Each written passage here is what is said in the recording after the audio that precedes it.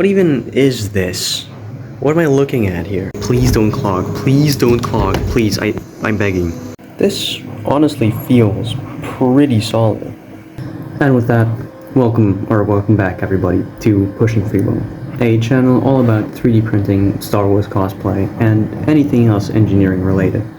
In today's video, I'm going to be attempting something I have never tried before, and that is to print TPU on my Bambulab A1.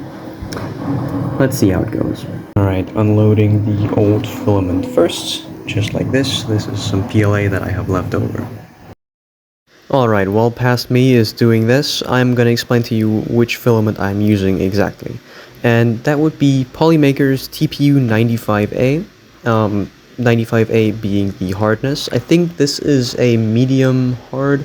I mean, it feels like it at least. It's not a super soft TPU, and it's probably easier to print because, as they say, the softer your filament, the harder it is to print. So I'm on the easy side with this, but I'm still paranoid, so we'll see how it goes. Don't ever do this, kids. I lost the end of the spool. Alright, let's untangle. Okay, now let's change this to... maybe this has TPU. Well, I guess I'll just use generic TPU. Color white. Okay. There we go. Alright, so as you can see, I'm printing this through a dry box and a filament dryer. I dried it beforehand because TPU is quite moisture sensitive, and in this dry box I have some moisture absorbing desiccant, and I heard doing it in the open air would just damage the filament. So I'm just feeding it through the PTFE tube at the top here, which was surprisingly difficult because, well, as you can imagine, TPU is rather floppy, but I got it done in the end. Okay, this setup looks sketchy as hell, but I hope it works, so let's check this out. That looks good. Alright, TPU loaded.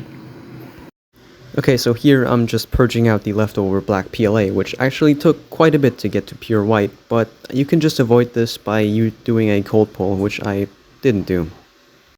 Okay, so I'm just loading up a benchy into the slicer, and I'm using the generic TPU profile, except I am just going to change one tiny thing and make the speed just a little bit higher, because, well, it's going to be really slow. Actually, let's see how slow it will be. The benchy ended up taking an hour and 10 minutes to print, which isn't that much longer than on the P1S from what I can remember. Yeah, this looks proper cursed over there. Man, I hope this works. Alright, first layer everybody.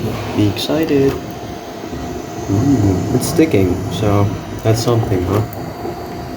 Alright, we have 50 minutes left. Oh, alright, I'm just gonna voice over the rest of this because...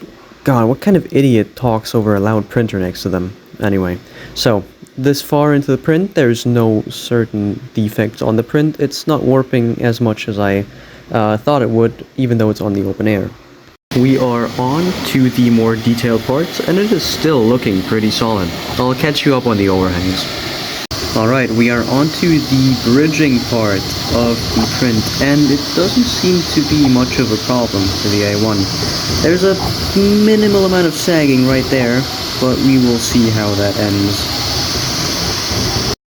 So, looking back, I think the overhangs might just be an issue of insufficient cooling. So, I think it's more of a print profile issue rather than a printer issue, so I think we're okay. Okay, so this is the final result. It is honestly a pretty good benchy. It is honestly looking really spectacular from afar. There is just some things, and let me get a flashlight to demonstrate this better. First of all, the obvious one, the chimney.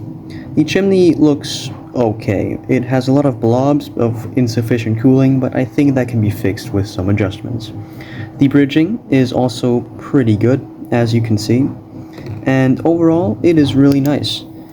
Now, compared to the P1S one that you see on the left, it looks fairly identical, except for, well, the chimney. And the overhangs, as you can see, look slightly better on the P1S version. However, there is noticeably less warping around these areas right here, and I feel like this is almost considerable a tie. So let me know what you think down in the comments, but I am pretty impressed by this. Okay, this was the first time printing TPU on my Bambulab A1 machine, and I hope you learned something. Honestly, this is pretty good, and credit where credit is due, the A1 is an incredibly capable machine, capable of producing stuff like this. And truth be told, it can't hold up with the P1S, because, well, the standards of the P1S are just too high. But I actually still encourage you to try printing TPU on your A1, because it is a really cool and flexible filament.